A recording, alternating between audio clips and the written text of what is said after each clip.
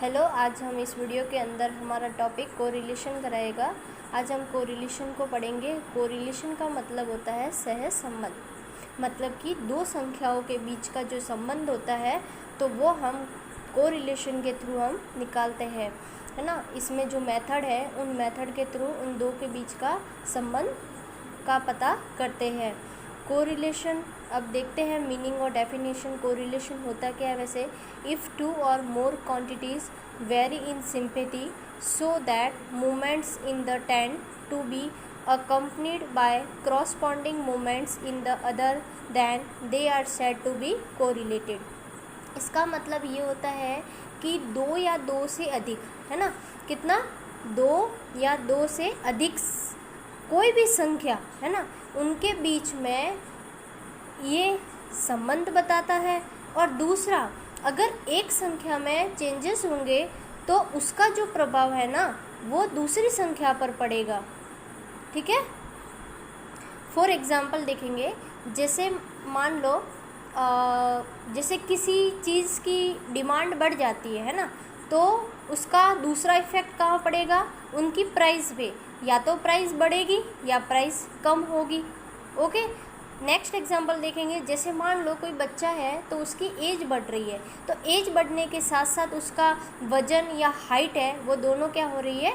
Changes हो रहे हैं। तो आपने देखा कि दो चीज़ है ना, यानी कोई भी दो या दो से अधिक जो संख्याएं होती है तो उन दोनों के बीच का संबंध बताता है। और दूसरा, एक में चेंजेस होने से के रीज़न से उसमें दूसरी संख्या पर क्या पड़ता है? इफ़ेक्ट पड़ता है। तो वही क्या कहलाता है? कोरिलेटेड कहलाता है। अब देखेंगे वैल्यू ऑफ कोरिलेशन।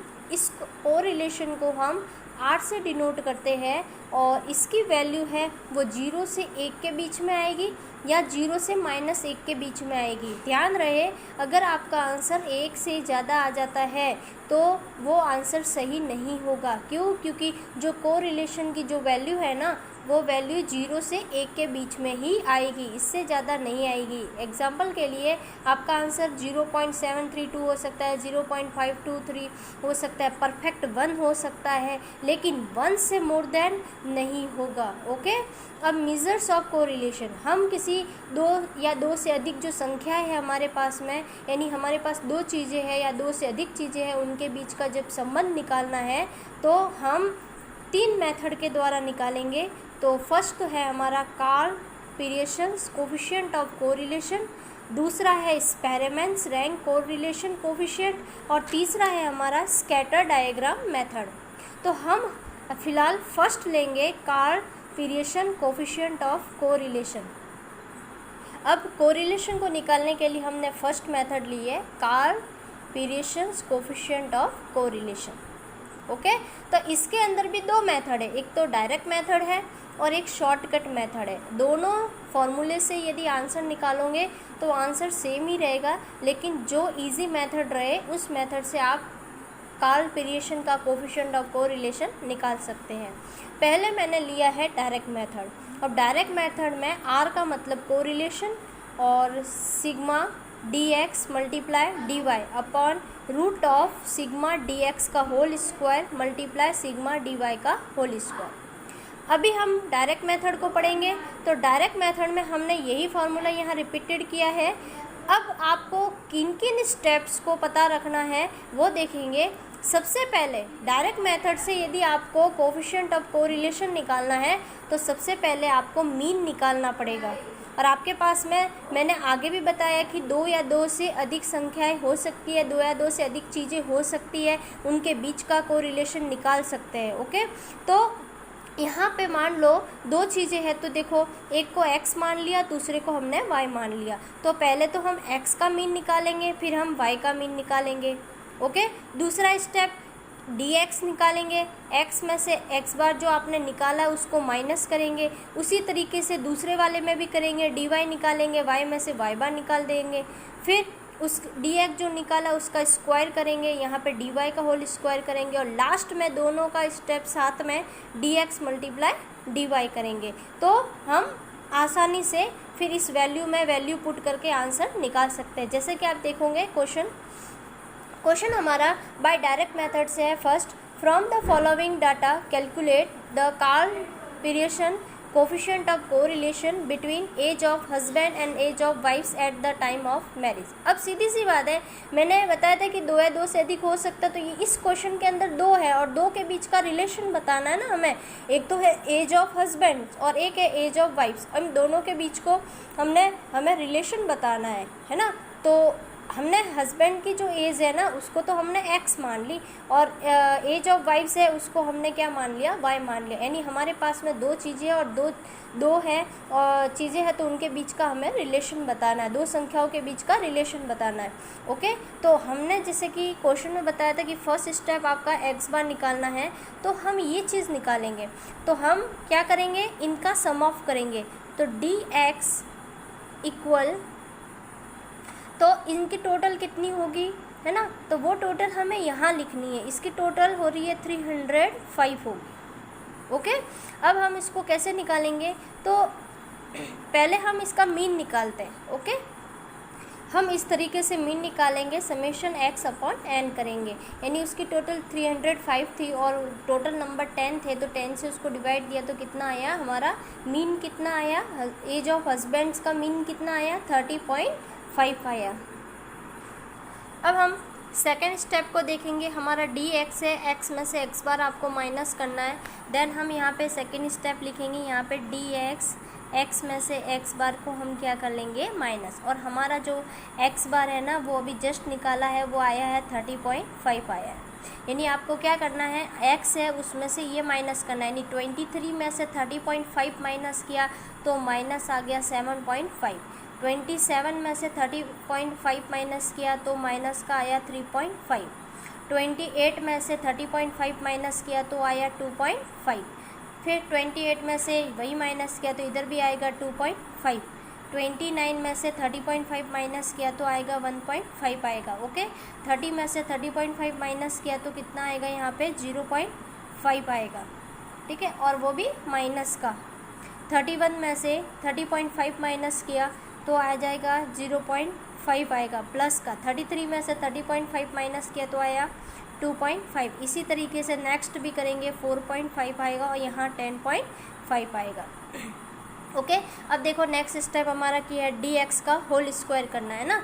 तो हमारा नेक्स्ट स्टेप यहाँ पे होगा डी एक्स का होल स्क्वायर, यानी 7.5 को 2 बार मल्टीप्लाई करना है, स्क्वायर करना है ना। तो 7.5 मल्टीप्लाई 7.5 कितना होता है, 56.25। ओके, फिर 3.5 मल्टीप्लाई 3 कितना होता है, यहाँ पे 12.25 होता है। फिर 2.5 मल्टीप्लाई 2.5 कितना हुआ, 6.25 हो गया।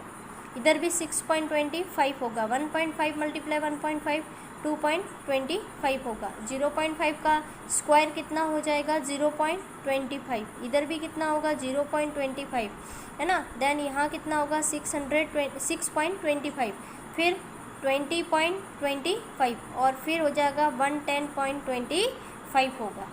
ओके, अब जिस तरीके से हमने एज ऑफ हस्बैंड्स के स्टेप्स को हमने फॉलो किया, वैसे हम वाई का भी करेंगे।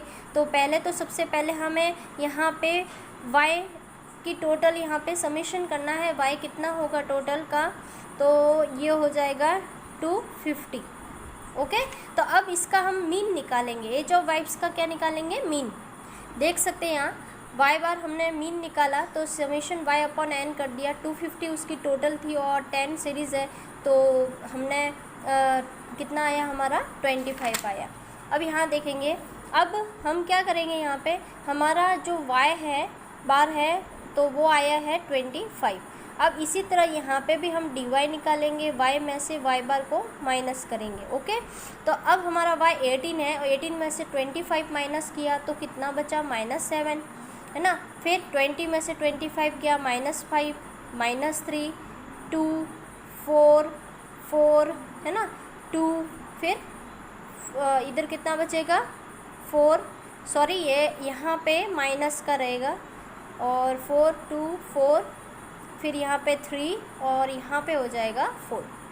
ओके, अब हम क्या करेंगे, इसका भी जैसे इस तरीके से यहाँ पे स्क्वायर किया था वैसे इसका भी हम स्क्वायर करेंगे। 7 7 जा कितने होते हैं, 49, 5 5 जा 25, 9 9 जा 3 3 जा 9, 2 2 जा 4, 4 4 जा 16, 16 4 16 9 और 16 हो जाएगा। ओके, अब हमने ये सभी स्टेप्स क्लियर कर दिया। अब लास्ट स्टेप रहा है D X multiply D Y का। हम यहाँ पे डी एक्स का मल्टीप्लाई किससे करवाएंगे, डी वाई से। तो हमारा यहाँ डी एक्स आप देख सकते हैं 7.5 है और यहाँ डी वाई है वो -7 है। ये नहीं लेंगे, इसका तो हमने स्क्वायर किया है तो इधर स्क्वायर नहीं चाहिए, ये विदाउट स्क्वायर का है। जो डी एक्स है और डी वाई है ना, वो हमें चाहिए। और भी अगर नहीं समझ में आया तो ये इसको नंबर दे दो 1 2 3, ये हो जाएगा 4 5 और 6, यानी कॉलम 2 का मल्टीप्लाई कॉलम किससे करना है, आपको 5 से करना है। ओके, तो 2 का कॉलम 5 से करेंगे, यानी 7.5 का मल्टीप्लाई 7 से करेंगे तो कितना हो जाएगा यहाँ पे 52.5।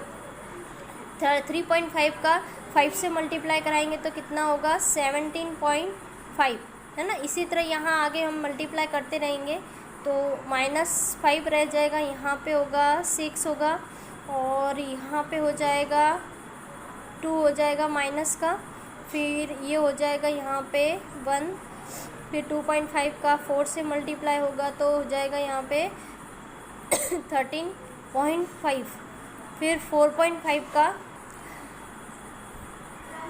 3 से मल्टीप्लाई करेंगे तो यहाँ पे आ जाएगा 10 आ जाएगा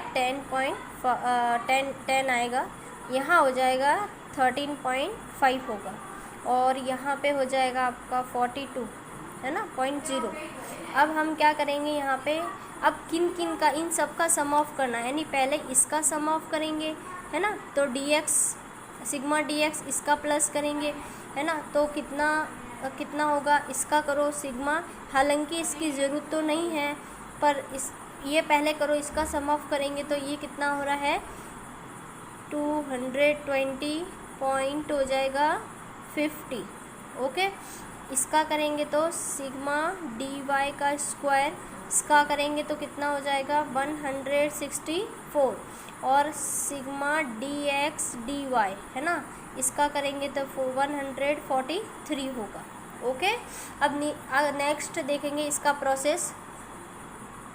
अब ये कोरिलेशन का फॉर्मूला है sigma D X multiply D Y upon root of sigma D X square multiply sigma D Y square, ये डायरेक्ट मेथड का फॉर्मूला है। अब हम वैल्यू पुट करेंगे, हमारा डी एक्स और डी वाई का मल्टीप्लाई कितना था, तो sigma D X D Y का मल्टीप्लाई 143 है तो हम यहाँ लिखेंगे 143 लिखेंगे। Okay, root of sigma D X square, अभी हमने कितना निकाला सिग्मा डी एक्स स्क्वायर 220.50, तो यहाँ पे आएगा 220.50 आ जाएगा, multiply sigma D Y square कितना था हमारा, तो 164 है। ओके, तो सबसे पहले तो हमें क्या करना है, इन दोनों का मल्टीप्लाई करना है। तो इन दोनों का मल्टीप्लाई करने पे आता है 3616.20 आता है। ओके, तो 143 इसका हम रूट निकालेंगे ना, तो इसका रूट आएगा 190.16 आएगा।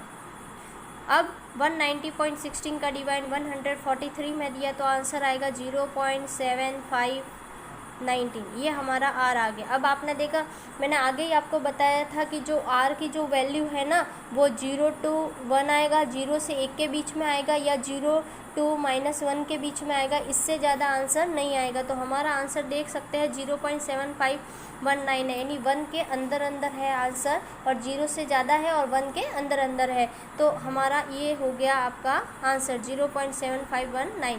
ओके, अब अगले वीडियो के अंदर हम इसकी डायरेक्ट मेथड की जो शॉर्टकट मेथड है, Karl Pearson coefficient of correlation का शॉर्टकट मेथड है, उसके क्वेश्चन को हम सॉल्व करके देखेंगे। Okay, now thank you.